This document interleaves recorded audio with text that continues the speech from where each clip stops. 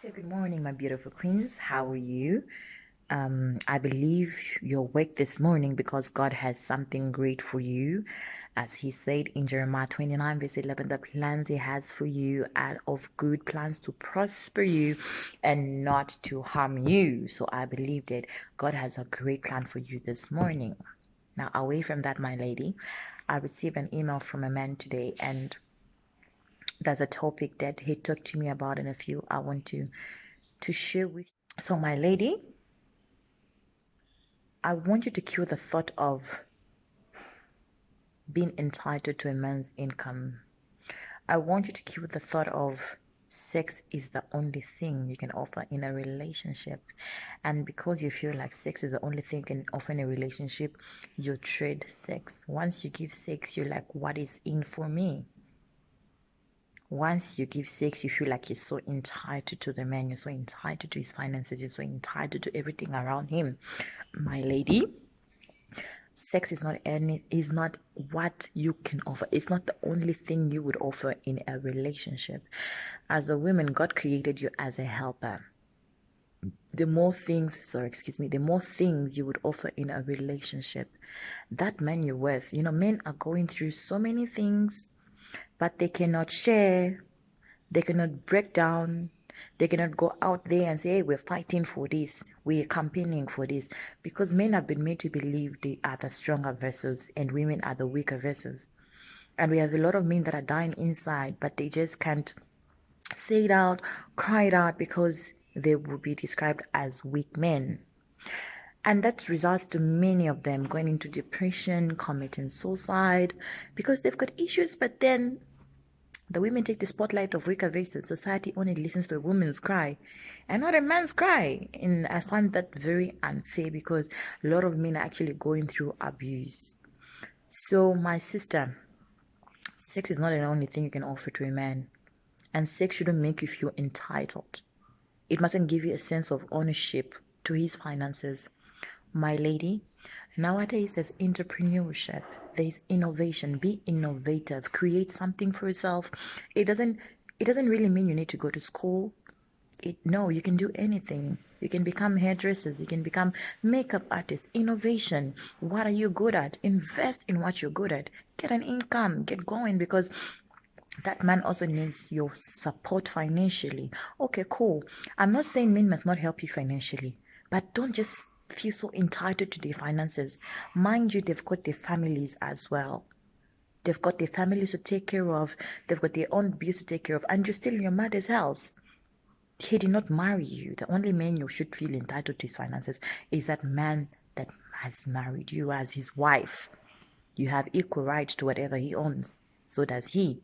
So there's so many things as a woman that you would support your man with apart from sex.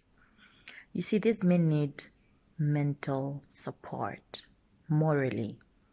They need advice from you daily. They need motivation from you, even if they've not met it. Even if they're trying to get together, they need you every morning to tell them, you know what, I believe in you and you're going to make it big. What if we do it this way? What if we do it that way? Don't give up. We get in some way. That's the support men need. The second support men need is emotional support. It's not always that a man must put in his emotions to you. You're waiting for him to surprise you. You're waiting for him to do everything for you. You're waiting for him to text you. You're waiting for him to call you my lady. Men are also having bad days out there, and you would be the only person to cheer him up. You would be as he's supporting you financially, as you look at him as your ATM, as some of you do. Even as he's supporting you, okay, fine. As he's supporting you financially, do you support him emotionally? How many times do you call him to check on him? How many times does he just get to his house and he finds you cooked for him? How many times do you take him on a date, pay his bill, take him out, take him shopping? Yes, occasionally. I didn't say do it daily. No, you're not his wife. But occasionally, treat him the way you want to be treated as well. You want to be treated as a king? Treat him as a king too. Let him learn from how you're treating him. So don't expect too much from a man when you yourself, you can offer so much to him. Why not after his hectic day, hustling for your Brazilian or for whatever you want, hustling for the 1,000 you asked him for? Why don't you call me in the evening and say, you know what, I have a dinner date, I paid for everything, let's go out? Support him emotionally. Support him in prayer. They need prayer every day. Commit their plans. The plans they tell you are not for you to go to your friend and say, yeah, my man is working on this, or for you to flex or what. The plans they give you are for you to put them in prayer. Pray for them, advise them, and be their anchor. So, my lady, don't be a tax collector. Be a supportive girlfriend. I said, don't be a tax collector. Be a supportive girlfriend. Support your man. He may be going through so much that you don't even have an idea of, because he's a man. He needs to show you he's strong, but support him. Be there for him. Be his best friend. Be he's your financial support. Be his all-round circle support. And if he's not doing well, it's your duty as a lady. Get something, give him. Ladies have got a tendency of, I can't help a man build up.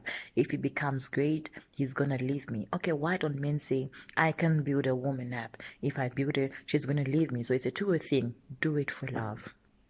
If you really love this man, support him. If he really loves you, support him. Let it not be a one-way thing. Everybody needs support. So don't expect too much and you're putting in less. Balance it up. I love you so much.